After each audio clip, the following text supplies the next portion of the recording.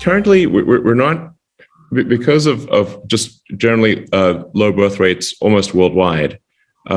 Civilization is not headed to have a population that is an order of magnitude greater than where we're currently. We're currently headed towards a population decline, and this is almost everywhere in the world. It basically seems as though as soon as you have like urbanization and education beyond a certain level and income beyond a certain level, birth rates plummet. And so as countries get wealthier, their birth rates plummet. It's somewhat counterintuitive because people will say like, well, it's too expensive to have a baby. Nope. The wealthier you are, the fewer kids you have. The more educated you are, the fewer kids you have. So it's the inverse. This, by the way, is I think the biggest single threat to civilization right now is the. Yeah. Why do you think societally people just make those decisions when they become more affluent? Is it that they just become more selfish, or there's more things for them to do and they have more money to spend on themselves, and they say, you know what, I don't want to have a large family. I want to, go to Coachella. Yeah. Well, there is this like weird like mind virusy thing where some people think like having fewer kids is like better for the environment. Yeah, that's crazy. This total nonsense. Nonsense. The environment is going to be fine. They're going to be fine even if we doubled the size of the humans. And I know a lot about environmental stuff. So we can't have civilization just dwindle into nothing. And Japan's a leading indicator here. Like Japan's population declined by 600,000 people last year. They had the lowest birth rate in history. It's pretty bad.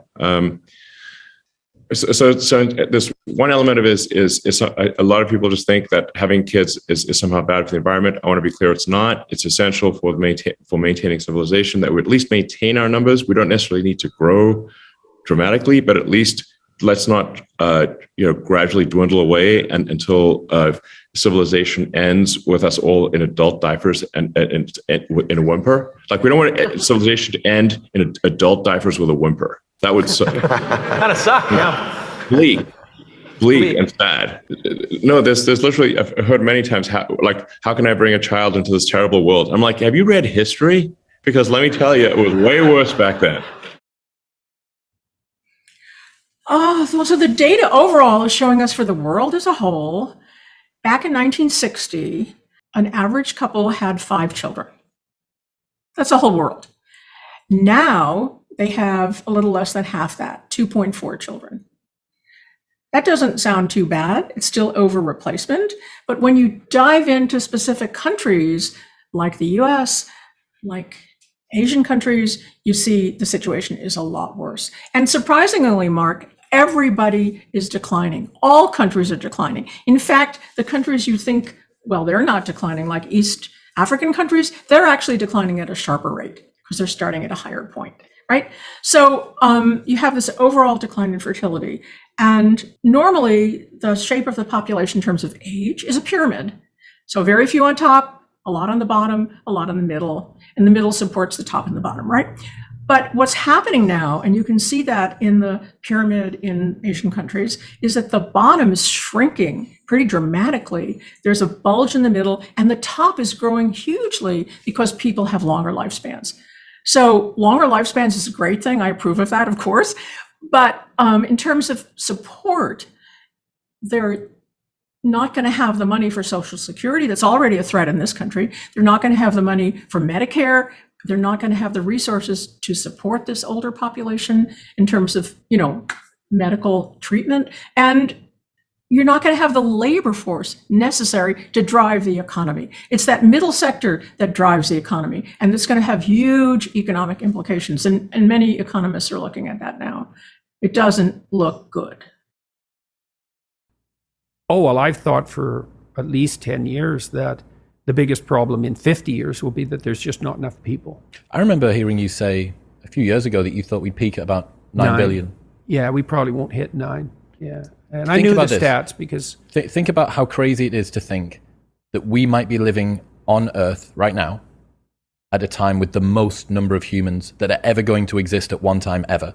Yeah, that's highly probable. And, and the population, that blows my mind. The population collapse in developed countries is precipitous, right? It's like we fall off a cliff.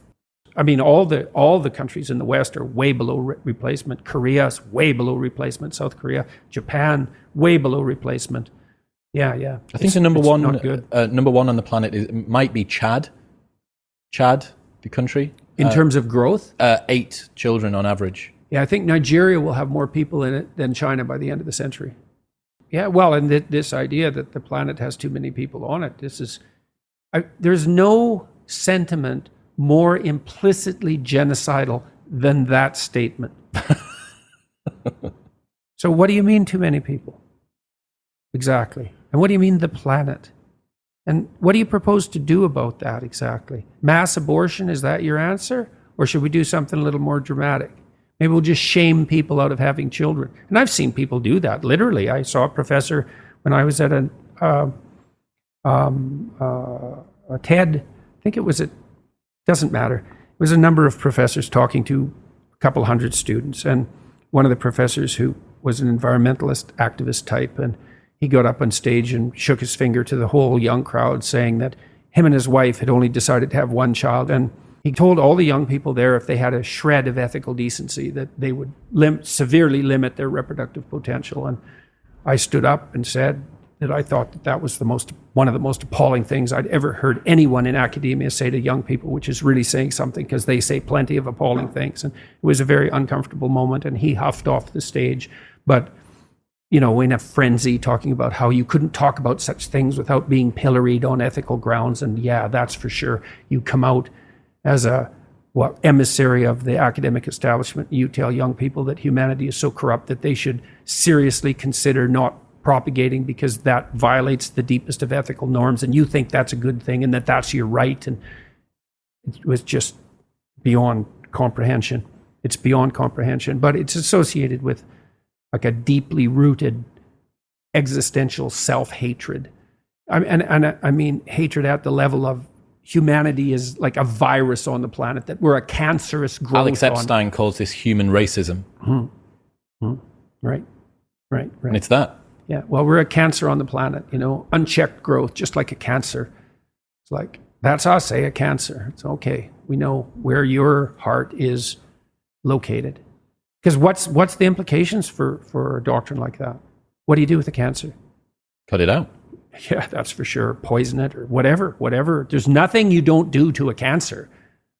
So you're going to use a metaphor like that? There's too many people on the planet. You're going to use a metaphor like that?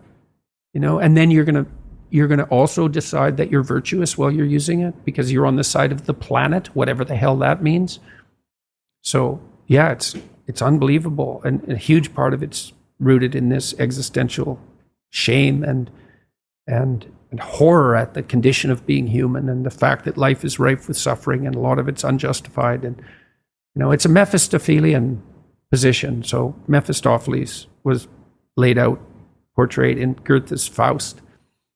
That's the story of a man who sold his soul to the devil for knowledge. It's a story of intellectual pride, and Goethe stands in relationship to German literature in the same manner that Shakespeare stands in relationship to English literature. And Goethe's Mephistopheles says straight out twice in the play, once in the first, there's 2 books, and once in the first book and once in the second. Goethe has him restate it twice.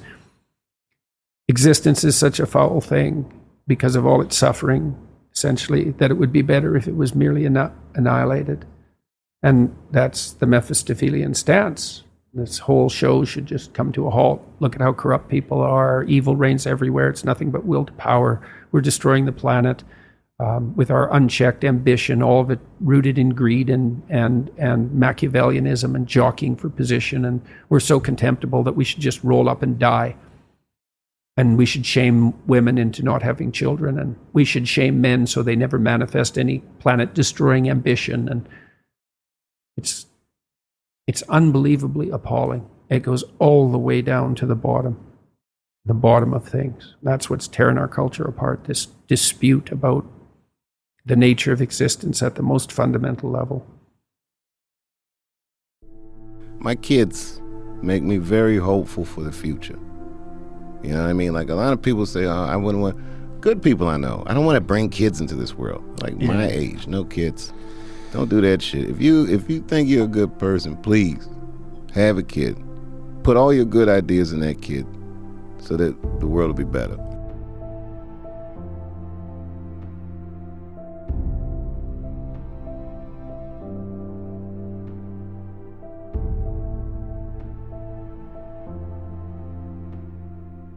Hi, thanks for watching this episode of After School. I'm Shanna Swan. I'm a reproductive epidemiologist, and I study how chemicals in the environment affect our reproductive health. For more than 20 years, I've been studying how these chemicals can affect sperm count, whether they're causing it to decline, and why. You can read about this and other scary declines in my book, Countdown.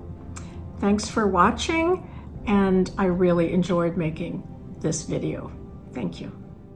I hope you found this animated lecture selection engaging and useful, and would like to thank the After School team for their work and their generosity. I would also like to extend to all of those watching and listening a sincere invitation to further explore what my team and I are offering on this YouTube channel, my podcast, and in my books. Your engagement is most welcome, and your attention and interest most genuinely appreciated.